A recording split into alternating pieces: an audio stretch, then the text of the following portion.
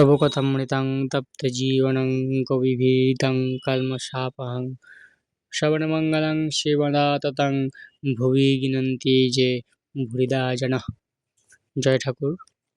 আমরা আগামীকাল চতুর্থ পরিচ্ছেদ পাঠ করেছি, আজকে পঞ্চম পরিচ্ছেদ।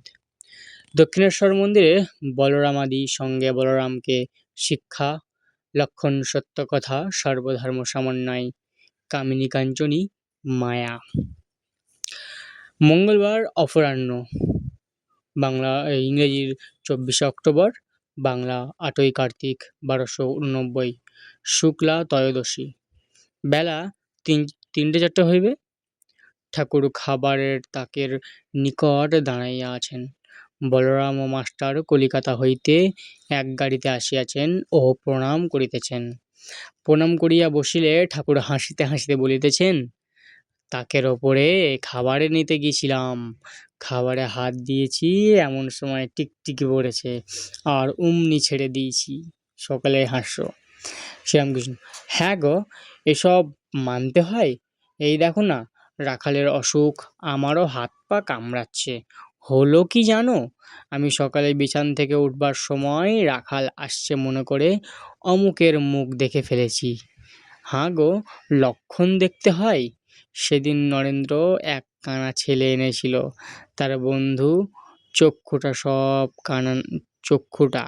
সব কানা নয়। যা হোক, আমি ভাবলুম এ আবার কি ঘটল। আর একজন আসে, আমি তার জিনিস খেতে পারি না। সে অফিসে কর্ম করে, তার 20 টাকা মাহিনা।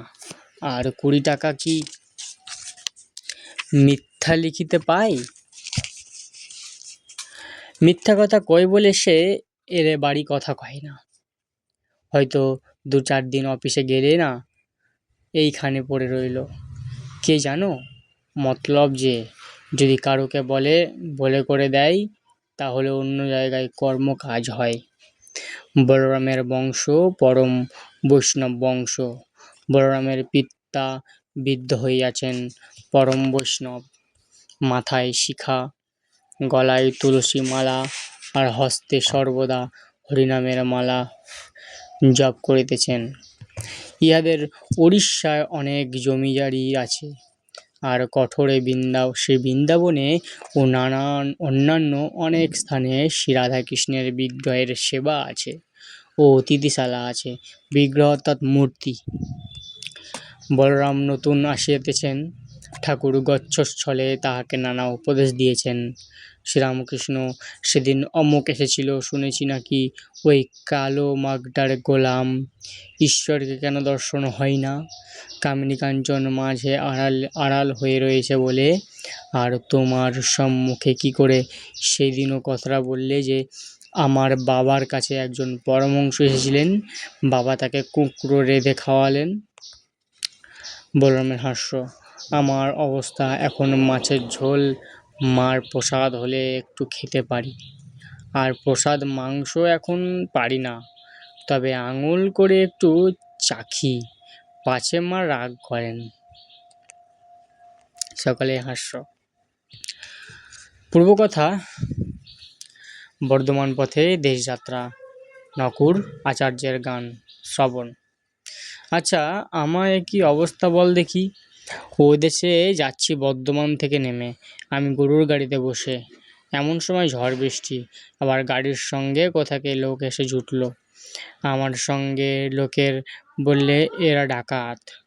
আমি তখন ঈশ্বরের নাম করতে লাগলাম, কিন্তু কখনো রাম রাম বলছি, কখনো কালী কালী, কখনো হনুমান হনুমান, সব রকমই বলছি।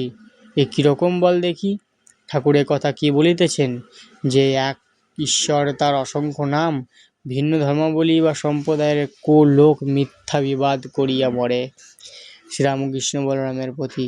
কামিনী কাঞ্চনী মায়া, এর ভেতর অনেক দিন থাকলে হুঁশ চলে যায়, মনে হয় বেশ আছি। মেথর গুয়ের ভাড়া হয়, বইতে